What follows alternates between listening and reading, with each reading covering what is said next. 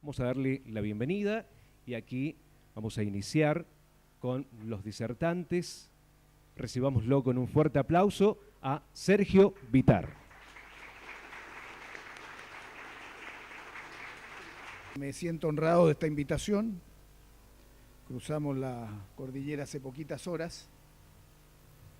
Quiero contarles para partir que me siento, además de honrado por esta invitación, y agradezco a Rafael Flores, agradezco también a la Facultad de Ciencias Económicas de la Universidad, en la presencia de la decana que nos acompañaba recién y del ministro de Hacienda del gobierno de Mendoza, la acogida. Yo me siento muy cerca de Mendoza por un cuento que no me resisto a relatarles. Cuando estaba la dictadura chilena, no podíamos entrar, yo tenía el pasaporte marcado con una L. Y queríamos entrar aunque nos detuvieran, porque no tenemos derecho a vivir en nuestro país. Y entonces me vine a Mendoza. Y sentí aquí como que estaba en Chile, las calles, el verde, los árboles, la gente, las comidas. Uno siente en el cuerpo, decía, aquí estoy casi en Chile. Y entonces programé con otros chilenos irnos hasta la frontera, cruzar la frontera y ser arrestados al otro lado. Y partimos, llegamos hasta la frontera, calculamos cuánto nos demorábamos. Bueno, finalmente no crucé. No había mucha gente, nadie me quiso acompañar y después me dejaron entrar, el 84, el 85. Pero no me olvido de eso, así que cómo no voy a estar contento acá.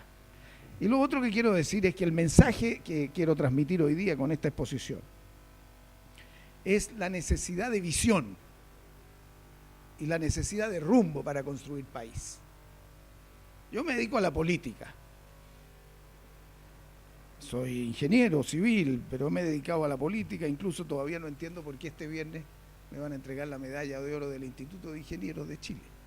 Entonces miro para atrás, digo, pero désela a alguien que sea un buen ingeniero antisísmico, porque claro que uno también como político, si lo hace bien, evita temblores inútiles.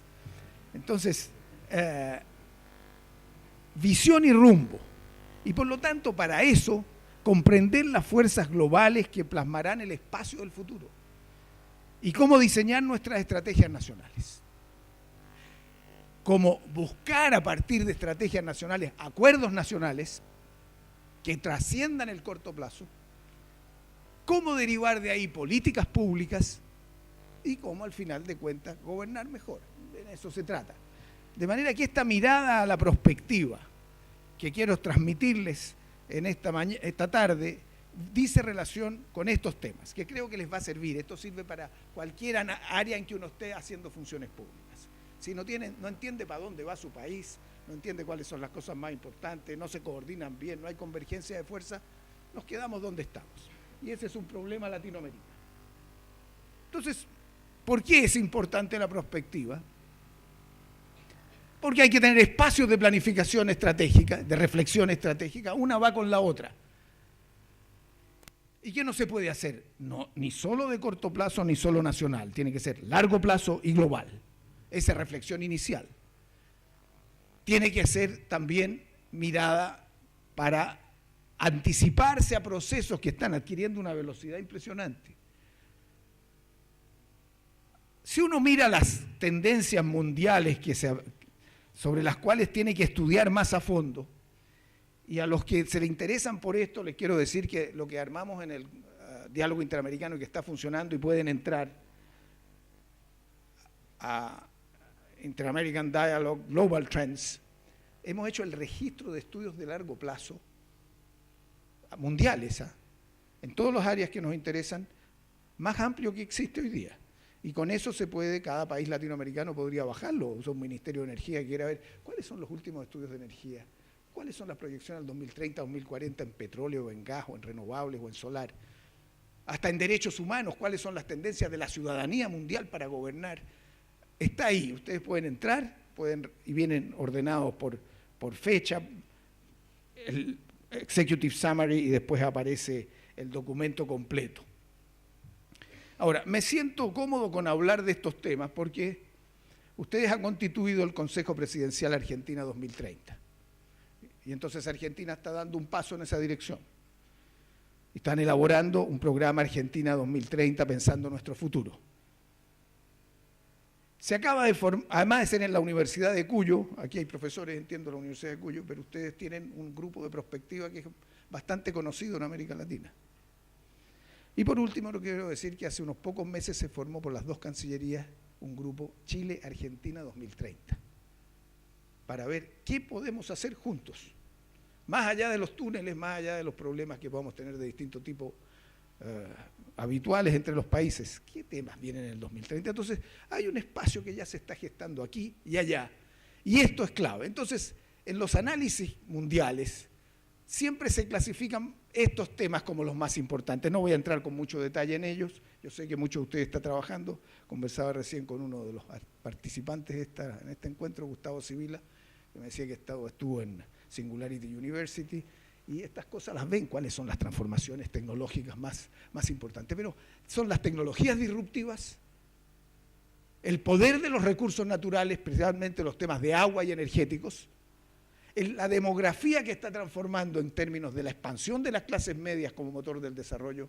la migración y el desplazamiento del poder hacia el Asia, la ciudad del futuro, el cambio climático y el empoderamiento ciudadano y transformación de los gobiernos. Yo he visto las distintas miradas que hay en los estudios mundiales y casi todo converge en que estas son las fuerzas más importantes que hay que tener presentes.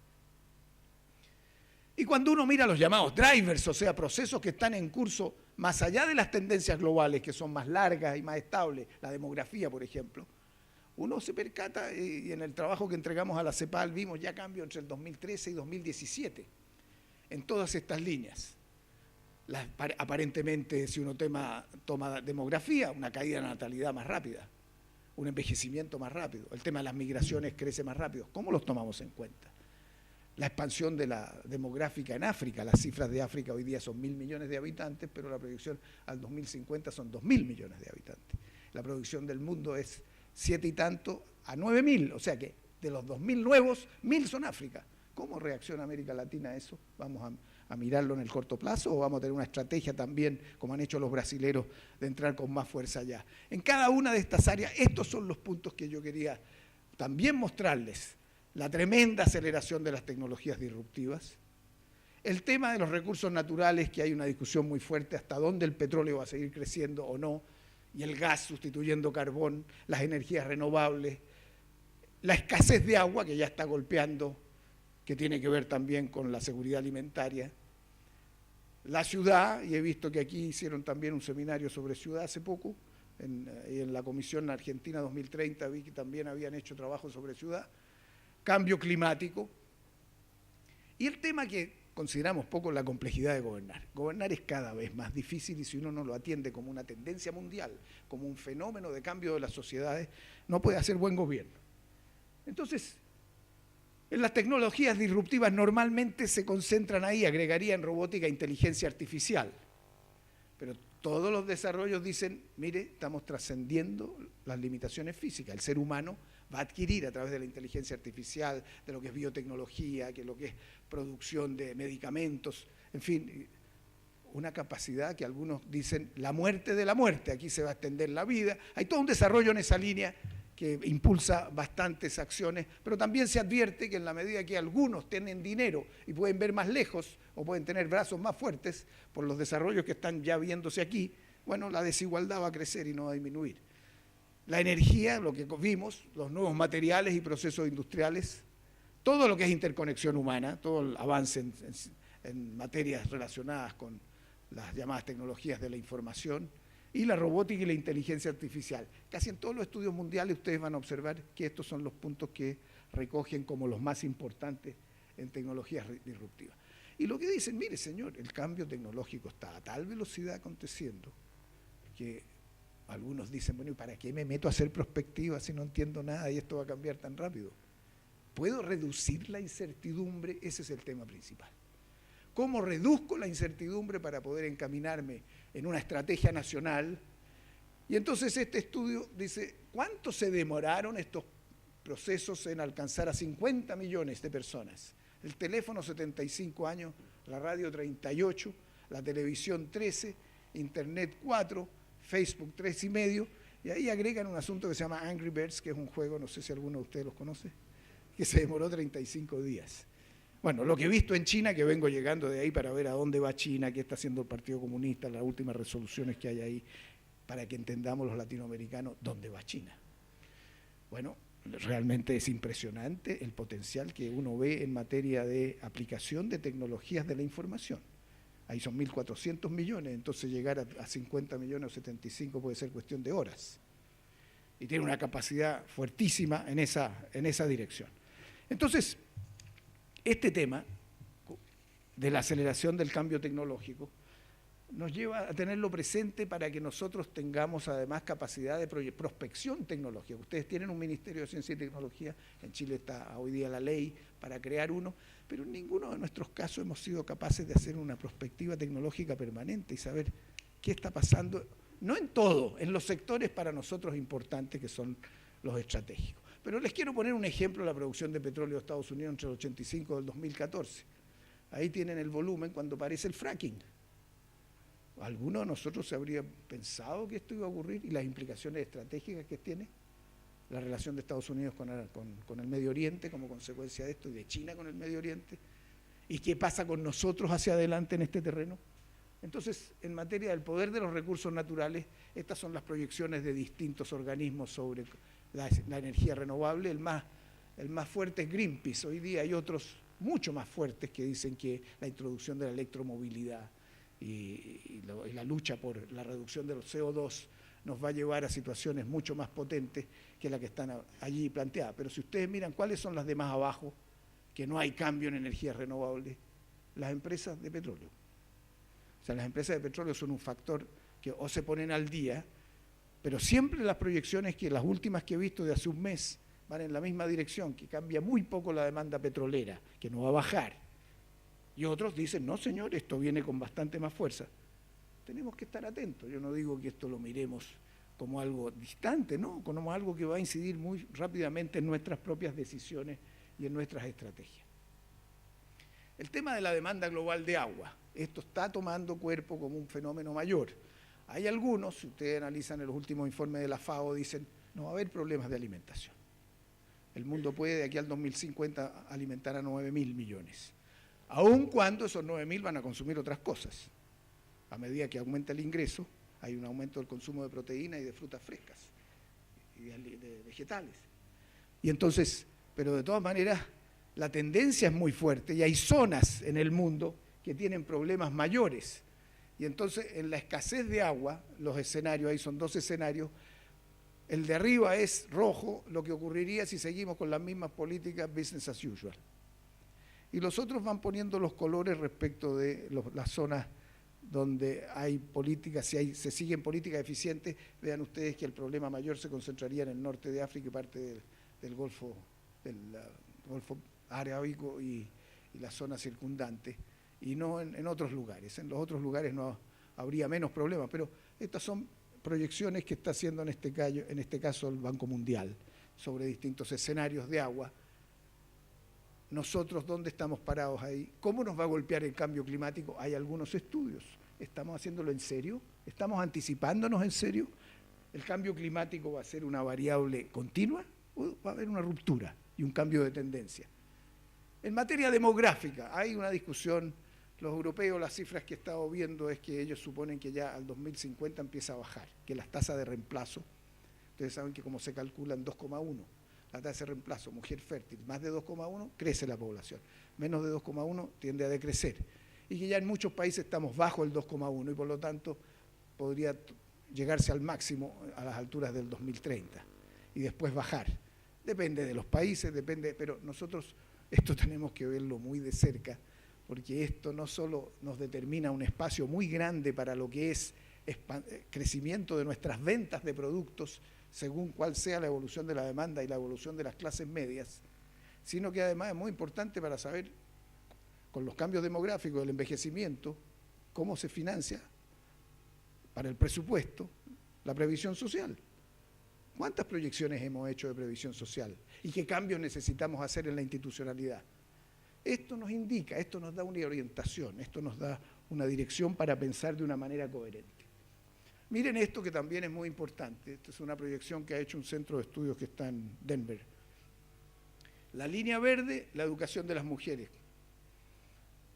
La línea azul, la fertilidad. Entonces, depende cómo usted proyecte, está sacando conclusiones distintas. Como esto hay muchas cosas, se las estoy poniendo como ilustración de que uno tiene que saber pensar a largo plazo e interconectar los distintos elementos para saber dónde va su país y qué tiene que hacer.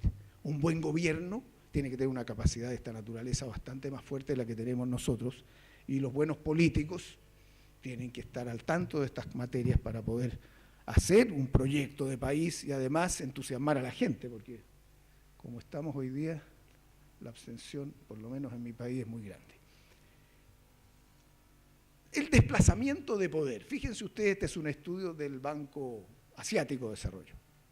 Y cuando uno lo abre como latinoamericano, dicen, estos tipos están mirando el año 2050 y nuestras décadas latinoamericanas, esta es la década de América Latina, duran como 3 años las décadas latinoamericanas.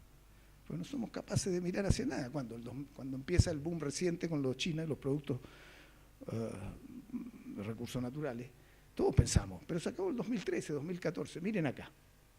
Y ahora que estaba viendo las cifras de ello, lo que está planteando el presidente Xi para el año 2049, que se cumplen los 100 años de la creación de la República Popular China, de ser una nación desarrollada. Entonces dicen, mire, antes de la revolución industrial, nosotros éramos los primeros. Y vamos a llegar a ser los primeros de nuevo, el 2040, el 2050. Entonces, esto para nosotros es fundamental. No sé si será eso así o no.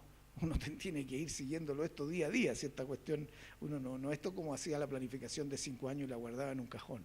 Esto requiere análisis permanente, un seguimiento permanente, expertos permanentes, de manera que uno vaya siguiendo cuáles son las tendencias.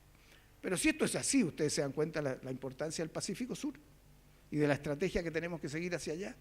Y cuando el presidente Macri va a la reunión de la Alianza del Pacífico hace unos meses en el sur de Chile, bueno, está dando una señal de que Argentina está mirando en esa dirección. Y los pasos fronterizos que tenemos que hacer y las conexiones con Brasil van apuntando en esa dirección. Sin esto uno no se da cuenta. O sea, la velocidad de lo que está ocurriendo aquí, si uno no tiene nuestra gente hablando chino allá, no sabe lo que va a pasar. Yo felizmente como ministro de Educación firmé un acuerdo con los chinos y me mandaron profesores para enseñar chino en Chile. Y claro, salieron en los diarios, este ministro está loco.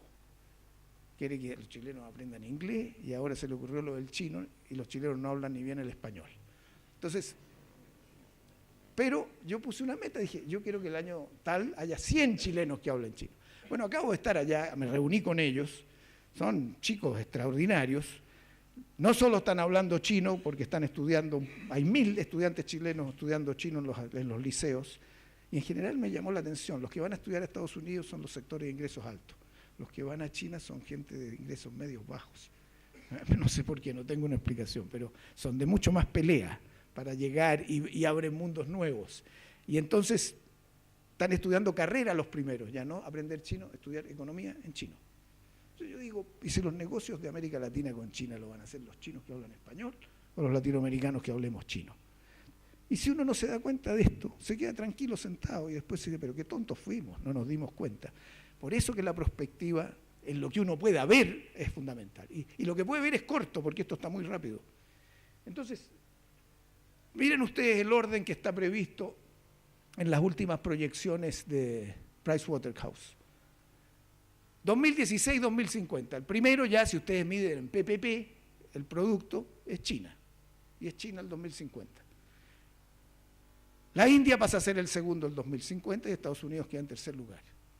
Y pasa Indonesia, Brasil, Rusia y México, según estas proyecciones, a los lugares siguientes el 2050. Japón, Alemania y Reino Unido abajo. Entonces, ¿qué implica esto para nuestra propia estrategia? ¿Con quién nos asociamos? ¿Con qué tecnología nos despertamos y nos movemos? El otro gran cambio que les mencioné al comienzo es el tema de las ciudades.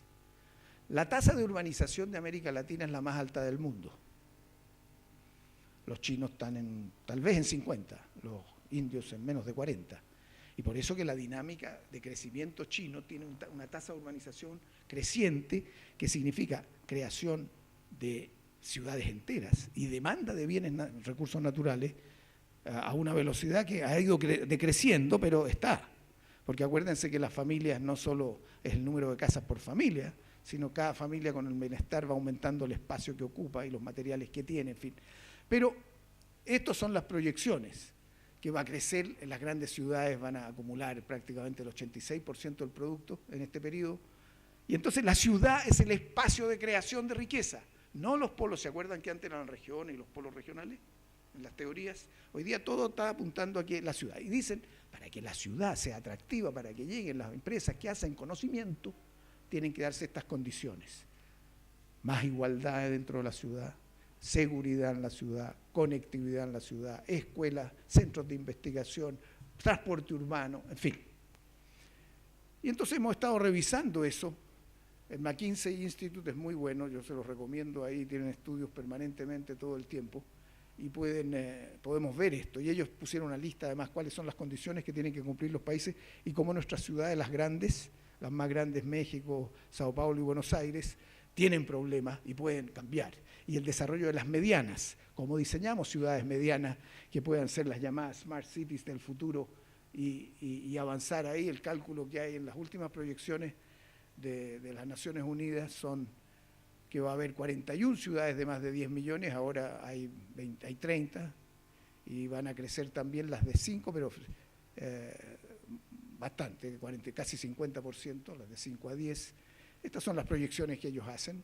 Nosotros estamos en los colores de más abajo, son ciudades más pequeñas, pero es un tema que viene fuerte. Nosotros tenemos, por la tasa de urbanización, que estar muy atentos a estos temas.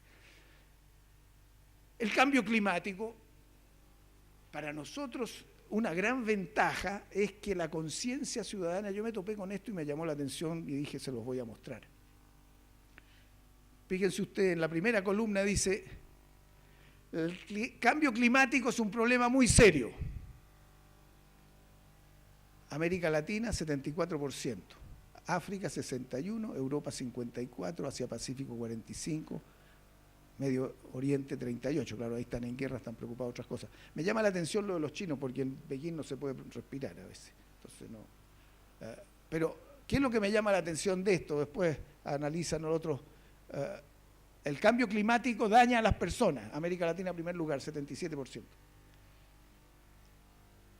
Entonces, eso es una ventaja. Si nosotros tenemos una mayor conciencia, podemos ser más innovadores en verde, en tecnologías verdes. Y eso nos pone en una ventaja enorme frente a lo demás. Y eso verde podemos traducirlo a cada una de las cosas que hacemos. En mi caso, de mi país, el cobre. El cobre se va a expandir de nuevo. Y la discusión que tenemos es, ¿qué vamos a hacer con ese cobre? ¿Nos vamos a aplaudir de nuevo los chilenos porque subió el precio del cobre y decimos las mismas tonterías? ¿Recursos naturales? ¿O vemos que el cobre que tenemos que producir es verde? Porque Tesla nos va a comprar cobre para producir autos que no contaminan, que sea contaminante su producción. Si usted no vende un cobre verde, no lo va a vender. O sea, ¿cómo adelanta sus tecnologías? ¿Y nos vamos a quedar solamente vendiendo cobre? ¿O con Argentina, que los dos tenemos la mitad de la producción mundial de litio, vamos a hacer algo juntos? ¿Saben ustedes que la producción mundial de litio son 200.000 toneladas? Chile y Argentina 100. ¿Quién es el otro? Australia, 100. Y las cosas como van es que Australia y otros van a crecer y nosotros nos vamos a quedar bastante más chicos. Litio lo vamos a vender como un concentrado, vamos a venderlo como carbonato de litio, vamos a venderlo como un producto para hacer pilas. Necesitamos cobalto. ¿Quién tiene cobalto? Y necesitamos energía solar, vamos a tener. En fin, acá hay un tema crucial, inmediato. Pero para eso hay que tener gente que investigue y hay que ver lo que están haciendo los otros y asociarse con empresas internacionales. Entonces, estos temas van derivando de inmediato en las cuestiones prácticas. Demografía, autoritarismo y democracia, el tema de la gobernabilidad. La azul es el autoritarismo, felizmente hasta ahora, puede que los últimos datos están mostrando que se está revirtiendo un poquito ratos. La verde es democracia. En el mundo, si uno toma un periodo largo, hasta el 2014, desde los años 60. ahora va a salir un informe que se los recomiendo a los que a ustedes les interese, que se llama El Estado de la Democracia en el 2017, que es un informe que va a producir por primera vez un organismo que se llama IDEA, que está en Estocolmo, es el Institute for Democracy and Electoral Assistance. Me llegó recién la versión que está en embargo para ver, pero realmente empiezan a medir mucho más indicadores para ver, ¿es cierto que estamos en una regresión democrática? Este problema es fundamental para la gobernabilidad. Si no hay ciertos acuerdos, los gobiernos pueden ser muy bien intencionados y terminan en nada. Y lo hemos visto y lo vivimos. Entonces, en esta materia son los grandes temas de transformación. Y los game changers se llama en esta discusión, además de los drivers, que son las cosas nuevas, por ejemplo, el fracking. O, bueno, algunos de ellos se transforman en game changers que te cambian todo el juego. ¿Cuáles son los dilemas globales que tenemos que tener presentes? Este tema es crucial. Con Trump, con Xi, ya las cosas se han puesto todavía más claras. ¿Qué va a pasar entre la relación entre China y Estados Unidos? ¿Nos afecta? ¿Cómo no nos va a afectar? Imagínense ustedes que hay un conflicto en la zona de China del Sur. ¿Qué puede ocurrir? ¿Usted cree que no se cortan las transmisiones, todo el transporte? Para el Pacífico, los países que vamos a estar más hacia el Pacífico, es otra dimensión muy importante, la infraestructura que usted va a hacer. La seguridad alimentaria, las clases medias fuertes en el Asia. Entonces, piense usted que está previsto que India supere a China en población por ahí por el año 2030. Unos 1.400 y el otro 1.200 y tanto. Ahora, cambiarlo de un hijo por dos, bajo ciertas condiciones en el caso de China. Pero ahí hay un fenómeno muy interesante con demandas muy fuertes de agua y de tierra. Yo entiendo que en Argentina ha ocurrido y que han comprado mucha gente de esas zonas tierras y que no sé, he sabido, no sé si estoy en lo cierto, que el gobierno argentino o el Parlamento paró, o por lo menos ha tratado de parar eso, porque si no, ¿en qué se queda uno? El tema de la destrucción de empleos es el fenómeno más estudiado hoy día en los países desarrollados. ¿Lo están estudiando ustedes aquí? Nosotros no. O sea, América Latina, yo no conozco ningún estudio serio de cómo nos va a afectar la robótica, las 3D, la 3D printing, el Internet de las cosas, la robotización. ¿Qué empleos van a ser los mismos? El estudio más premonitorio, por lo menos el primero que hizo en Oxford un señor que se llama Osborne, ¿lo han visto? Si no, véanlo. Entonces él toma toda la lista de funciones y empleos de Estados Unidos, analiza con los científicos qué cosas van a cambiar, por ejemplo, en bancos, en construcción, en agricultura, tome usted lo que quiera. Y dice, el 47% de los empleos que de Estados Unidos en el año 2030 van a haber cambiado. Y parte de la discusión mundial hoy día tiene que ver con eso. Las discusiones sobre Trump y la fractura social de Estados Unidos entre uno y otro, los rezagados, lo mismo que en Europa, la globalización que rezaga y la crisis política que genera, tiene que ver también con ese tema de destrucción y creación de empleo. Hay un español que se llama Muñiz que ha estado planteando esto que está en Harvard, con mucha claridad, hay un informe de ellos que pueden verlo. Entonces, a los políticos cuando uno discute dice, bueno, todo esto rebota en la gobernabilidad. ¿Cómo se hace democracia? ¿Y cuál es la fractura social? ¿Por qué hay una demanda creciente de la ciudadanía o no aquí en Argentina con la educación y en todo el mundo? Igualdad. ¿Hay mucho más conciencia de la desigualdad o no? ¿Hay mucho más conciencia de la transparencia o no frente a la corrupción? Y lo mismo la necesidad de una reforma al Estado. Entonces son fenómenos mundiales, no es un fenómeno de cada uno de nuestros países. Entonces, ver lo que están haciendo otros, ven cómo corregir otros, ven cómo se da participación ciudadana, no por la boca, sino con instituciones que complementen la democracia representativa. Son problemas que no tenemos resueltos y que vienen con más fuerza. Entonces, en este cuadro, en el caso de China, yo hice una exposición hace poco, tuvimos una discusión, entonces algunos dicen, no, esto no viene tan así. Mire, Japón creció y ¿dónde se quedó? A China le va a pasar lo mismo. Y uno ve que las cosas no van a ser igual. ¿Va a poder innovar China o copia y no innova?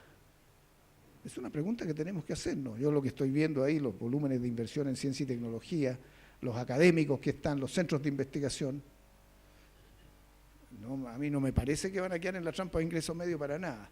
Luego dicen, se va a caer igual que el Partido Comunista de la Unión Soviética, se va a pasar lo mismo que en la Unión Soviética. Usted no puede combinar, si es un debate mundial o con ojos occidentales, partido único con economía de mercado.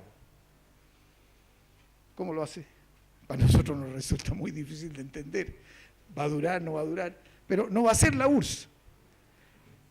El inicio del sueño chino, en los últimos discursos, 5 años atrás y ahora, es el inicio del sueño chino.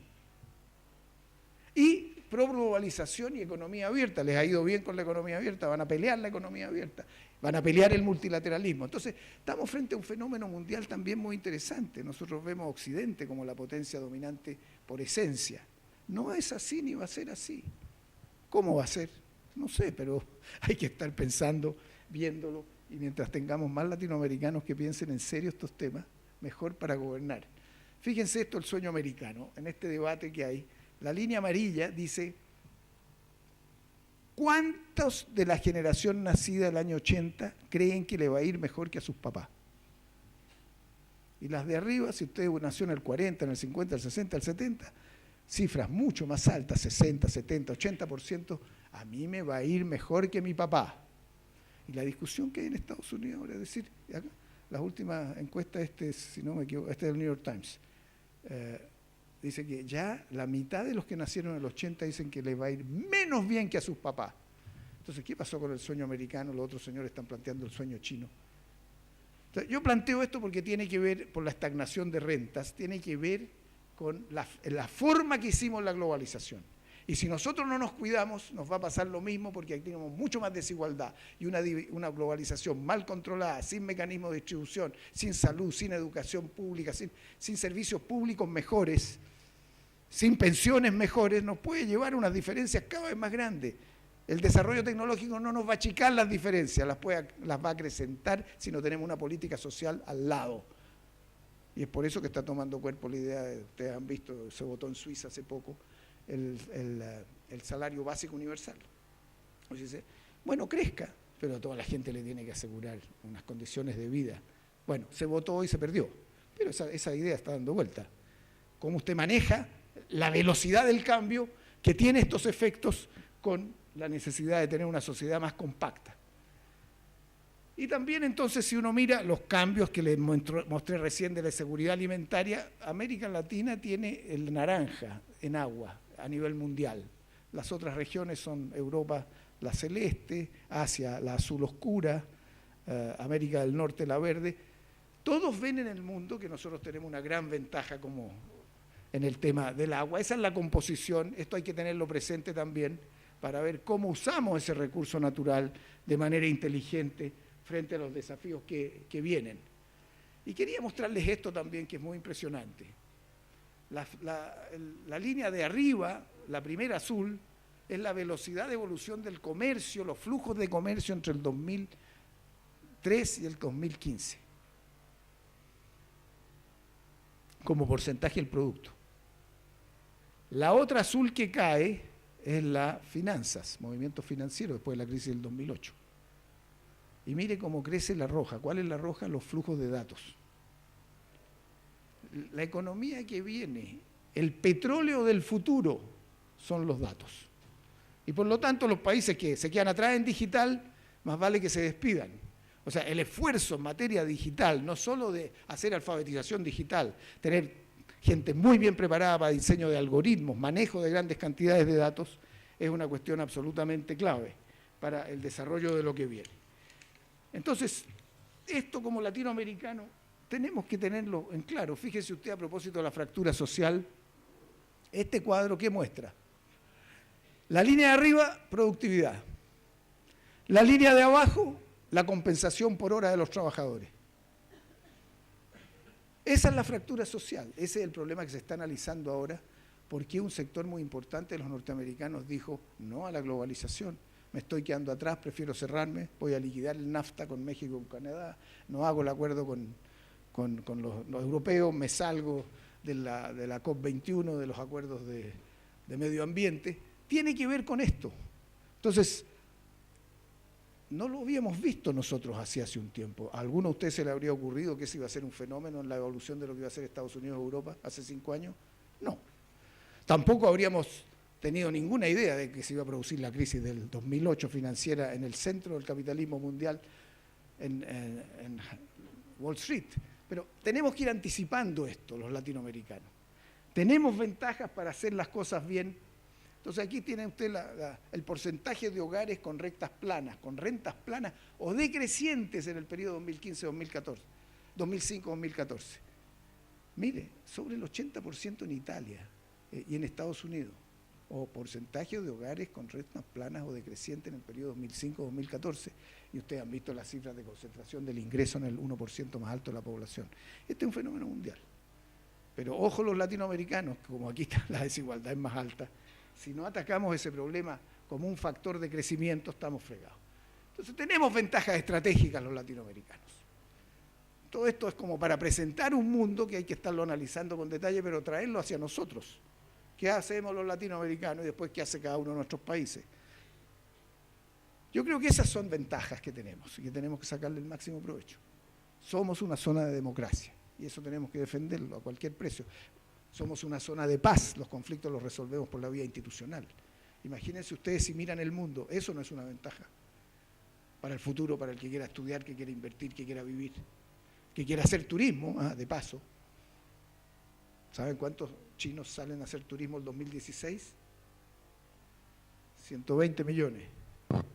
Y en Chile llegaron 26.000 nomás, no sé cuántos en Argentina. Entonces ahí también hay negocios que se pueden hacer en ese terreno si uno tiene los datos en la mano y los puede manejar. A algunos pueden no gustarle que vengan mucho, pero se puede regular. Entonces, ventajas estratégicas de América Latina, recursos naturales. Lo que vimos del agua, lo que vimos de tierra, lo que vimos de minerales, lo que vimos de agricultura por consiguiente. El dividendo demográfico sigue siendo positivo en América Latina. Y eso también es considerado un factor distinto que el Japón, que le está disminuyendo la población, en Rusia está disminuyendo la población, en China va a entrar a disminuir la población, en Europa está disminuyendo la población. Y estos dos últimos que puse ahí, que lo hice un poco rápido ayer, entonces la religión me salió sin I. Es cierto, todos nos preguntan, ustedes hablan el mismo idioma, tienen la misma religión o el mismo concepto de las religiones, tienen la misma cultura, les gustan las mismas músicas. ¿Y cómo pueden estar tan dislocados desde el punto de la integración? Porque nunca nos ha resultado el tema de la integración. Pero mirado al revés, es un tremendo potencial. En vez de tomarlo escépticamente, decir, como yo lo escucho en algunos debates, no se mete en eso. Mire, ¿cuántas instituciones tenemos? Que el CELAC, que el UNASUR, que el Mercosur, que el Grupo Andino, que la Centroamérica, que el SICA, que los Caribe, que el CARICOM, que la Alianza del Pacífico, en fin. Pero aquí hay un potencial enorme porque mi visión, por lo menos, es que las fuerzas mundiales que no están apuntando en la dirección de gobernanza global, ese es un gran dilema de la gobernanza que viene, puede generar situaciones de mucho más riesgo. Y en ese caso, las regiones pasan a ser espacios muy importantes de estabilización. Nosotros necesitamos, por razones económicas y políticas, reforzar América Latina. Además, ustedes saben que ningún presidente de América Latina, cuando habla como de un país, tiene mucha resonancia. Pero si coordinamos, sí podemos tener un peso mayor. Si uno ve los planes que se han desarrollado en infraestructura de transporte, pero si ahora vemos la posibilidad de tener un mercado único digital, que se está comenzando a hablar, por lo menos la Alianza del Pacífico, las mismas normas, y si lo hacemos todos en América Latina, el cuento es distinto. O en integración energética, recién hay una primera comunicación energética entre Chile y Argentina en el norte, pero puede haber en el sur. Había más antes con lo del gas. Hay que reponer eso, porque las desconfianzas complican. Entre todos nosotros, bueno, Argentina con Uruguay, con Brasil, en fin, Colombia con Perú tienen bastante más, pero este es un área donde hay un potencial enorme. Entonces, esas son ventajas estratégicas de América Latina. Pero tenemos debilidades que a la luz de los fenómenos mundiales que les mostré, son grandes y podemos enfrentarlas, claro que sí. Hay muy baja participación ciudadana, el desprestigio de los partidos políticos, la distancia de la gente con los políticos. O sea, si yo digo, yo soy político, lo digo porque me siento orgulloso de dedicarme a la política y porque además estoy consciente que los países que tienen malos políticos les va mal. Hay que tener buenos políticos y hay que formar a los mejores y hay que entusiasmar a la gente joven que se mete en política, en vez de andar quejándose, que entren y la mejoren. Pero en fin, baja participación, alta concentración del poder económico y de la desigualdad. Tenemos que hacer más, un rezago educativo y tecnológico y el Estado nuestro realmente se quedó atrás en todos los planos. O sea, tenemos un problema serio para todas estas tareas, tanto sociales como productivas, como integradoras, como participativas. Tenemos que repensar el Estado y avanzar más de lo que estamos avanzando. Es un Estado muy vertical, necesitamos Estado en red. Y entonces, si uno resume todo el debate latinoamericano, uno puede concluir en estos puntos como nuestros desafíos estratégicos. La gobernabilidad democrática en primer lugar lo pondría yo, porque si uno no puede gobernar, todo lo demás es música. Y eso implica el tema de la participación, dinero y política, desigualdad, violencia, Estado. El cambio de la estructura productiva. Vamos a producir soya y más cobre, quedamos las mismas. Otro ciclo y quedamos vueltos de espalda de nuevo. Entonces, recursos naturales, la nueva industrialización, el tema de los alimentos, tecnología, agua, energía renovable, digital. En eso tiene que haber una estrategia, cada uno concentrando todos esos conocimientos con ciencia y tecnología, con gente bien formada, en las áreas donde uno es fuerte. Y las áreas donde uno es fuerte no se inventan, están ahí. Puede crear una más en 10 años, pero tiene que sacarle más a lo que tiene. Yo estoy seguro que si uno se lee un libro sobre la estrategia argentina del año 2030, debe decir cosas muy parecidas a las de ahora, en términos de qué áreas son las importantes. Los alimentos y lo agropecuario argentina, que usted se lo va a sacar, es un eje, pero hay que meterle mucho más tecnología, comercialización, alianzas con otros, en fin. Inclusión social, ese es un desafío estratégico de América Latina, por lo que contaba antes, no solo la desigualdad que tenemos, la desigualdad que viene, el empleo, la vulnerabilidad, el financiamiento. Acelerar la integración. Es bueno esto que se ha denominado convergencia en la diversidad, Mercosur, Alianza del Pacífico. Y yo creo que Argentina está tomando un liderazgo en eso, puede tomarlo. Y las relaciones también con Brasil pueden apuntar en esa dirección después de la crisis en que están. ¿Será posible hacer un acuerdo Mercosur-Europa, Unión Europea? Está puesto sobre la mesa. Si Mercosur arriba un acuerdo con la Unión Europea, toda América Latina tiene acuerdos con la Unión Europea. Los centroamericanos lo tienen, todos los países de la Alianza del Pacífico lo tienen. Entonces, con eso tendríamos la posibilidad de que las normas que negociamos cada uno por separado, que no fuimos capaces de negociar entre nosotros, negociamos con Europa, podemos a través de ALAD y otra institución establecer esas mismas normas para el conjunto, normas de origen y otras. Y entonces tú puedes dar un salto en la integración latinoamericana. Esa es una posibilidad que se está considerando y pensando, hay que ver cómo evoluciona. Y sin duda, el otro gran desafío es educación, ciencia y tecnología, y si vamos a cumplir o no los objetivos de desarrollo sustentable del 2030. Yo entiendo que aquí se formó también una comisión de cumplimiento. Todos los países debieran formarla, porque eso nos ayuda mucho. Ahí hay un compromiso de la nación frente al mundo. Entonces eso te permite hacer más convergencia de intereses políticos, porque son muchos parecidos a los que estamos planteando ahí como objetivos estratégicos. Yo siempre hablo del tema de la gobernabilidad. Me pasó que la otra vez me invitaron me han invitado varias veces los militares en esto, están siempre pensando estas cosas, y son los primeros que han entrado en estas materias prospectivas por la geopolítica. Pero entonces me llamó la atención en un momento, en una de las reuniones, que lo que más les preocupaba es tanto desorden público, tanta dificultad para gobernar. Pero la lógica militar es otra. Y entonces es importante explicar que estos fenómenos de gobernabilidad son mundiales y son complejos porque son sociedades más complejas. ¿Y cómo se solucionan? No se solucionan por la fuerza. Y entonces ahí puse algunos elementos. La desigualdad y la movilización social. Y la movilización social, entenderla como una expresión democrática en la medida que uno no tenga instituciones que canalicen. La concentración del poder económico, la pugna con las élites, el acceso, los derechos, la tremenda brecha entre demandas ciudadanas de capas medias que son distintas y la debilidad del Estado. La capa media no pide protección, no pide deme, sino ofrézcame oportunidad, facilíteme. Entonces son demandas mucho más complejas, más diversas. Y entonces el Estado le cuesta causar y satisfacer. Y por cierto, el lento crecimiento genera una situación. Estos son algunos de los elementos que tienen que ver con el primer punto que hablé de gobernabilidad para los desafíos. El segundo que planteé de los desafíos de América Latina, ahora recién, es el tema de el cambio de la estructura productiva. Más de lo mismo, Fíjense ustedes, este dato es muy interesante. El verde representa lo que se llama productividad total de factores, que no es ni trabajo ni capital. ¿Quién es el más alto? Sudeste asiático. ¿Cuál es el más bajo? Latinoamérica. O sea, ponemos trabajo, ponemos capital, pero la capacidad de innovar, de mejorar la gestión del sector público, gestión financiera, gestión presupuestaria, son cuestiones fundamentales. Entonces, en todos los estudios que hemos hecho, por lo menos en mi país, todos los sectores que dinamizaron la economía entre el 90 y el 2015, 2010, no están rindiendo lo mismo. Están todos yendo abajo. No podemos seguir haciendo más pesca y más madera y más cobre y más fruta como lo estamos haciendo.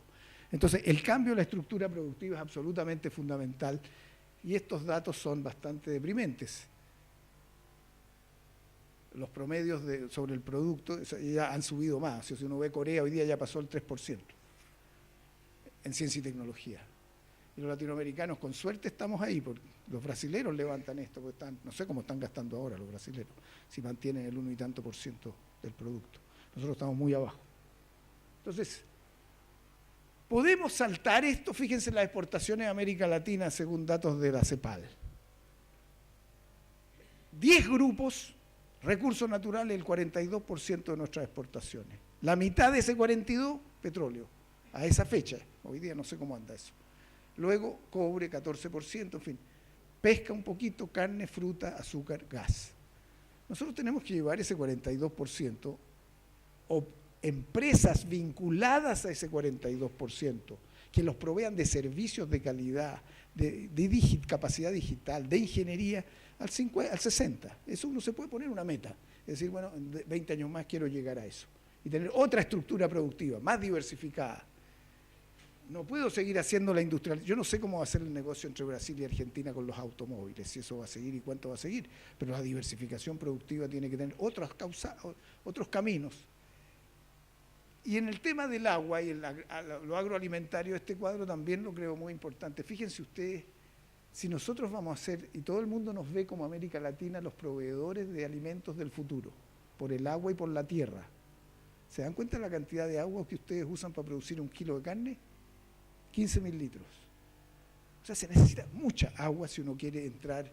Ahí están las cantidades. Este es un estudio, hay una página web que ustedes pueden entrar que se llama waterfootprint.org, que hacen los holandeses.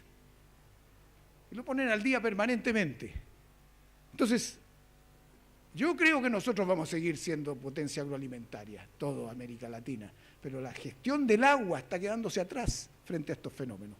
Y por lo tanto el desarrollo hacia adelante de políticas de agua, de ahorro de agua, de embalses, de canalizaciones, en algunos casos de desalinización, va a ser mucho más grande y concreta. También está el tema aquí, este es el estudio de la CEPAL y el Banco Mundial, los niveles de pobreza, que son altísimos. Y entonces no solo un tema de desigualdad todavía tenemos de pobreza, los más bajos son Uruguay y Chile según estos dos estudios. México, Argentina, y Argentina enseguida, Uruguay, Chile, Costa Rica, Argentina y después son todos más altos. Y la integración, el punteo de arriba en la Unión Europea, más de 60% de comercio intra. Los del medio son ASEAN más 5%, y el Tratado de Libre Comercio de América del Norte, que nuestro amigo del norte quiere echar abajo. Y luego está bajito América Latina, fíjense ustedes, el azulito es la América Latina sin México. Y el otro, 20%, 18%, América Latina sola sin México. América Latina y el Caribe completa. O sea, estamos en el 20% de integración, esas son las cifras, eso es histórico, hasta el 2014, hoy es lo mismo hoy día. Entonces, ¿cómo salimos de eso?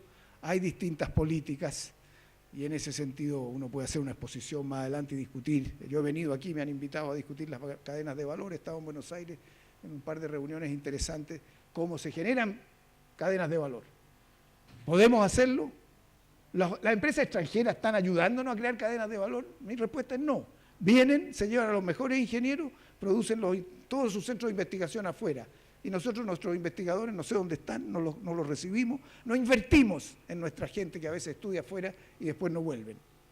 Entonces, ese tema de las cadenas de valor y las transformaciones con multilatinas, con más becas entre nuestros países, con un proyecto de investigación científica intralatinoamericano. Los europeos tienen una cuestión que se llama Horizonte 2020, que usted da plata siempre que haya más de 2 países para hacer investigación. Nosotros tenemos que hacer lo mismo. O sea, estoy seguro de que nuestros 2 países y otros, si juntos ponemos investigadores y tenemos problemas similares, nos va a ir bastante mejor y podemos avanzar. El PISA 2016 que salió recién, ¿saben lo que es el PISA? Sí, la mayoría sabe. O sea, es la medición de las habilidades matemáticas y de lenguaje y de ciencias de los alumnos. ¿Cómo estoy? Me dijeron que voy a tener 1 hora. Entonces, abrimos el espacio para preguntas. Bien, voy a terminar. Pero fíjense, los monitos de color somos los latinoamericanos. Estamos abajo, los últimos, en rendimiento, en conocimiento académico. ¿Quiénes están en primer lugar? China, Singapur, Hong Kong, Taipei, Corea del Sur, Macao, Japón. Y después empieza, creo que Liechtenstein. O sea, los primeros son asiáticos, los últimos son latinoamericanos. Esto se los digo porque la diferencia entre Asia y América Latina está creciendo, no está disminuyendo, en todas estas cosas. O sea, por eso yo siempre pongo el acento en que tenemos que saber mucho más de Asia. Tenemos que ir más al Asia, tenemos que mirar más al Asia. Ahí están ocurriendo transformaciones estructurales en el mundo. Y voy a terminar ya. Este dato se los muestro, pero me llamó la atención el número de estudiantes internacionales en Estados Unidos. La línea más alta es 1 millón más o menos. 300.000 China. Todos los latinoamericanos juntos apenas sumamos lo mismo que Corea del Sur, que tiene 50 millones de habitantes, nosotros tenemos como 400, 500. Entonces, ¿por qué ellos van a estudiar a las mejores universidades del mundo? Nosotros las tenemos al lado. O sea, uno se pregunta esas cosas cuando ve esto y puede cambiar de política. Yo termino con esto. Nosotros tenemos que reforzar la capacidad latinoamericana, argentina, chilena, de hacer esto que estamos discutiendo hoy día aquí. No tenemos instituciones que lo hagan. Ustedes crearon esta oficina presidencial 2030, en Chile se creó en el Senado una comisión de futuro, ha habido argentinos yendo para allá, pero nosotros no tenemos todavía un organismo que articule, hay muchos grupos sueltos. Entonces, esto hay que hacerlo. Hay que crear una unidad de prospectiva estratégica, hay que crear una red latinoamericana, pero hay que crear un sistema público-privado, con universidades, con la sociedad civil, con las regiones, que haya una reflexión de pensar en futuro distinto de lo que estamos haciendo hoy día. Y esto tiene que ser una discusión nacional. Fíjense ustedes el caso que a mí más me gusta, el de Finlandia. Ya terminé.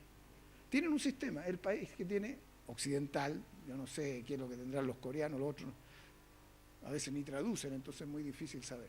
Pero ellos partieron, cuando se cae la Unión Soviética, y se encuentran con una situación que dependían mucho de ellos, y no sabían muy bien cómo operar, armaron una tremenda estructura que es una de las mejores del mundo en prospectiva.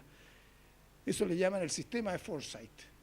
Tienen un comité del futuro, tienen la Academia del Futuro de Finlandia, tienen una red universitaria, tienen la Sociedad Finlandesa del Futuro, tienen un instituto de investigación del futuro en la Universidad de Turku que además asesora al Parlamento. Las empresas tienen una estructura y participan también. Las estadísticas tienen un consejo regional de prospectiva. Los ministerios tienen, y hay una oficina del primer ministro. ¿Y qué es lo que hacen? La oficina del primer ministro elabora un plan cada 3, 4, 5 años de futuro de Finlandia y se lo manda al Congreso. El Congreso tiene su oficina, lo analiza, lo devuelve y se arma un debate nacional. ¿Se imaginan si lo hacemos acá? ¿Lo podemos hacer o no? Sí, claro que lo podemos hacer. Y eso nos podría cambiar la capacidad de gobernar mejor, usando esta forma de trabajar. Y termino con esto, que obviamente la prospectiva bien hecha mejora la política. Primero porque un buen político necesita una visión. Uno no puede estar solamente ofreciendo una lista de lavandería de que voy a bajar el 3% acá, el 2% acá allá. Nadie le entusiasma eso. O voy a estar resolviendo el problema de 1000 grupos dispersos si no tiene visión de país. Visión y rumbo. Mirar a largo plazo facilita los acuerdos políticos. Cuando usted se junta, piensa 5 o 10 años, yo le apuesto y siempre uno se ve que es más fácil. Después entran las disputas de cómo se hace, pero es fácil llegar a un acuerdo central. Tiene que ser con participación ciudadana, porque es la gente comprometida, genera respaldo político para hacer la reforma. Y creo que hay que reforzar bastante el estudio de estas tendencias mundiales, de los posibles escenarios y diseñar una nueva estrategia. Yo espero haberles dejado un mensaje, perdonen que me haya exagerado, pero creo que esto nos ayudaría mucho. Y pienso que el grupo chileno-argentino 2030, yo lo propuse, si ustedes lo proponen, también creo que puede ser una ayuda importante, que este trabajo de prospectiva lo hagamos juntos. Si son los mismos problemas, cada uno deriva para sí mismo. Hay un estudio reciente que lo pueden ver en esa lista que les mencioné, que hemos preparado en el Interamerican Dialogue, que hizo Canadá y Australia juntos. Y los dos se juntaron, dos instituciones, y fueron a estudiar Asia. Estudiemos el Asia juntos, pusieron a sus mejores personas. Y cada uno sacó sus conclusiones. Canadá sacó las suyas, que no tienen que ver igualmente con Australia, que está vendiendo materias primas y está al lado, y tiene una política de inmigración que tiene que ser distinta que la de Canadá, en fin, pero lo pudieron hacer juntos. Yo apuesto a que los latinoamericanos seamos capaces, que la juventud esté con la capacidad de mirar hacia adelante, que reforcemos nuestras capacidades y le demos rumbo a América Latina. Muchas gracias.